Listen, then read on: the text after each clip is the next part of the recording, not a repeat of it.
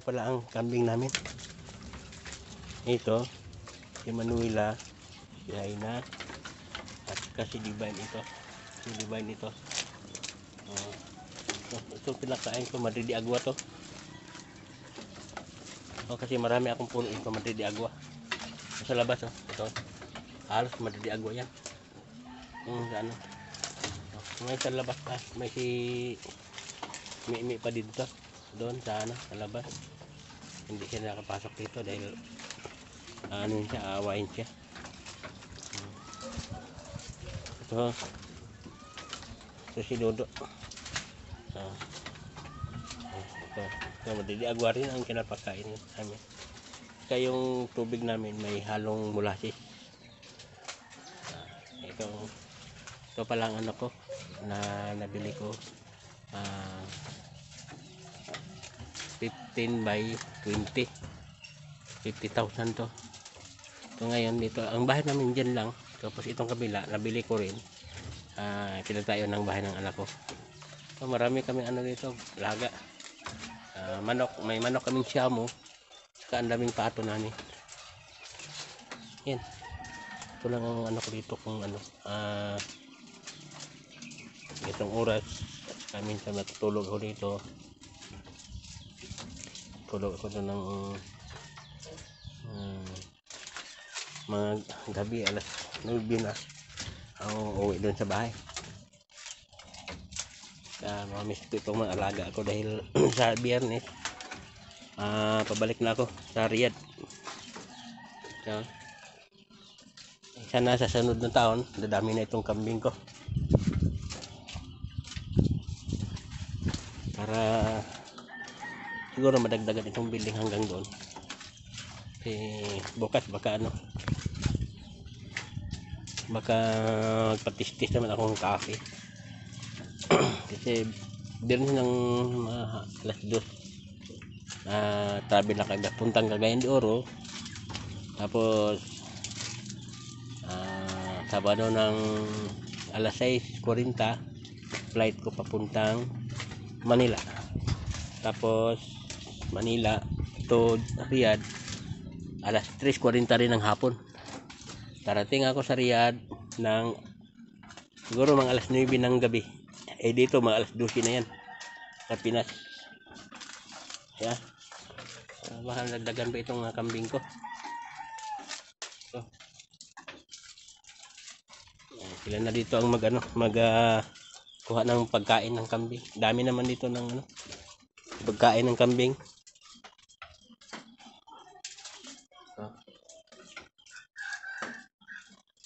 Anim pa itong babae kong kambing, nandun sa labas yung isa. Pero itong 4 buntis na ito. Buntis na itong 4 na mga babae. So yung isa pa yan, hindi pa yan medyo siyam na buwan pa lang yan. Yan. Ito lahat na nilagyan namin ng bulbag ng semento. Ito ang ko hanggang dito. Doon sa kabila may rin doon. May ginawa din ako ng doon. May ginawa akong ng hito. Kabila yan. Kasi sa akin din yan. Anak ko babae. Siya ang inanak ko dito. Ang nilagay ko dito. Pero sa akin itong luti na to, binili ko rin ito ng 50,000. Magkalaki lang ito sila dalawa. Itong dalawang residential. Hanggang dito lang siguro. Salamat sa nanonood. Saka sa panonoodin pa niya. Dahil siguro ma-upload ito baka bukas. Hanggang sa muli. Bye-bye. Ito ang view namin dito sa sa kambingan ko. Dito sa likod ng bahay ng kambing ko. May tao din doon. Iyan natin, i-focus kung sino yan. Makilala natin yan.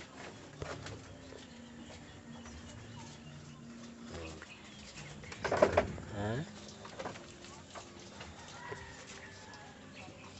Yan.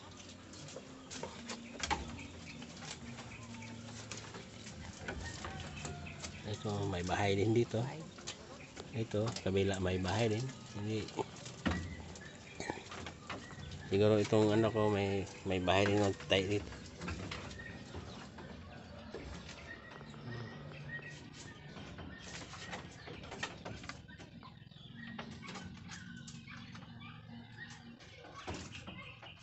Kabila.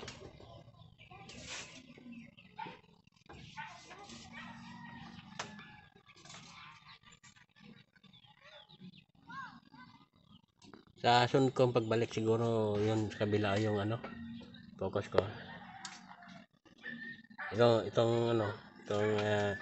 Itong area na to puno ng bahayan dahil pangbigay ng ano yan barangay, bigyan ang mga tao na walang lote. Ayan siguro yan o yung may tubo sa taas niyan, may buldos na, may daan na yan, lahat na pangbigay yan sa mga tao. Siguro nasa mga 300 o 250 sa mga tao ang mabigyan dyan.